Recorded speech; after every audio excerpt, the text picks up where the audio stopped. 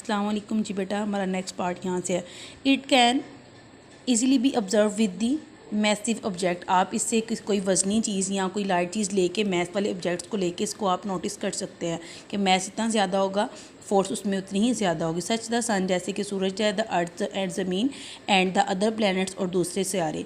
Gravitational force of the sun push the earth and other objects to planets to orbit around it. Gravitational force क्या करती है कि सूरज को खींचती है ज़मीन की तरफ, और जितने भी प्लैनेट्स दूसरे प्लैनेट्स हैं उनको ज़मीन के गिर्द क्या वो कर रहे होते हैं, वो ग्रेविटेशनल फोर्स ऑफ द सन, सूरज के जो ग्रेविटेशनल फोर्स है वो उसको खींच रही होती है ज़मीन की तरफ, और other planets to orbit around it. और सूरज जो जितने भी प्लैनेट्स हैं वो सूरज की गिर्द रिवॉल्व कर रहे होते हैं और मूव कर रहे होते हैं, ठीक है। और वही किसकी वजह से है? Due to the gravitational force. It gravitational force of the earth. आगे आपने एडवांटेजेस पढ़ने हैं, इसके फ़ायदे पढ़ने हैं, आपको 2 क्वेश्चन आ सकते हैं। What do you know about gravitational force? Gravitational force की रीडिंग क्वेश्चन याद करने हैं। ग्रेविटेशनल फोर्स के बारे में क्या जानते हैं, ये भी क्वेश्चन बन सकता है इन 4 पॉइंट्स का। या what are the advantages of gravitational force, ये दोनों क्वेश्चन आपको आ सकते हैं जी। तो आपने रीडिंग क्वेश्चन याद करना है 4 पॉइंट्स। फर्स्ट क्या लिखा है? Holds us on the surface of the earth and stop us floating away into the surface. बेटा आप ज़मीन पे खड़े हैं, बिल्कुल ठीक है, आप चलते हैं फिर रहे हैं, कभी आपको चलते फिरते ऐसा लगा कि आप लेफ़्ट राइट या आप आगे पीछे कहीं भी गिर जाए? नहीं, आप में एक आपकी बॉडी के साथ, आपकी बॉडी की ज़मीन के साथ ग्रेविटेशनल फोर्स है जो आपको बिल्कुल अट्रैक्ट रखती है, बिल्कुल स्ट्रेट रखती है।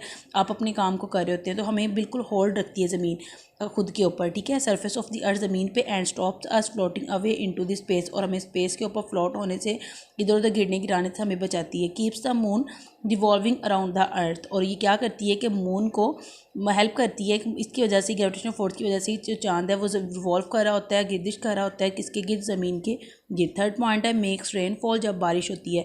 आपने देखा है बारिश जब होती है तो सीधी वो ज़मीन पे आ रही होती है, इसमें ग्रेविटेशनल फोर्स ज़मीन पे है तो उसको चीज़ को, हर चीज़ को अपनी तरफ खींचती है ना, तो बारिश भी सीधी ज़मीन की तरफ ही आ रही थी। ये भी किसकी वजह से? ग्रेविटेशनल फोर्स की वजह से है।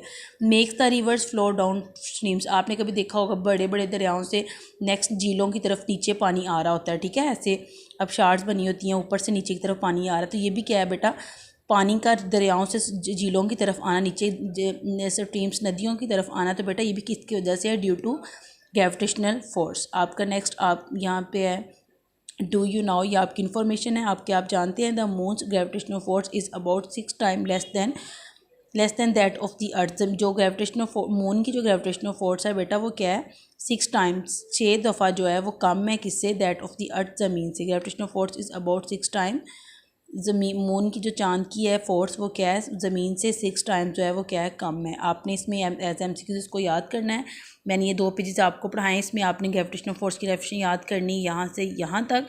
फिर आपने याद करना है कि ये किस किस पे डिपेंड करती है, तो यहाँ से यहाँ तक आपने याद करना है एक ही लाइन कि मैथ पे डिपेंड करती है और डिस्टेंस पे। बाकी आपको याद होना चाहिए कि मैथ बढ़ेगा तो ग्रेविटेशनल फोर्स भी बढ़ेगी, और अगर डिस्टेंस बड़ा है, ज़्यादा है, तो ग्रेविटेशनल फोर्स क्या होगी? कम होगी। यहाँ पे ये चीज़ उल्टा है, और ये 4 पॉइंट्स आपने याद करने हैं। ये आपका भी टेबल रहता ही, हम बाद में करेंगे, ठीक है।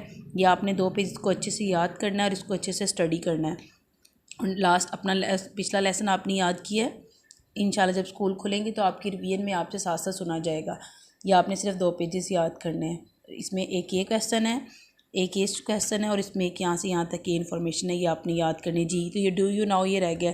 ग्रेविटेशनल फोर्स ऑफ द अर्थ, ज़मीन की जो ग्रेविटेशनल फोर्स है इस स्ट्रॉन्गर, मजबूत है, at its pole than it at poles that जी। Gravitational force of the earth is stronger at its poles than it at the equator. उसने कहा इक्वेटर्स उसके जो पोल्स हैं उनसे स्ट्रॉन्गेस्ट है किसकी? ज़मीन की जो ग्रेविटेशनल फोर्स है वो क्या है?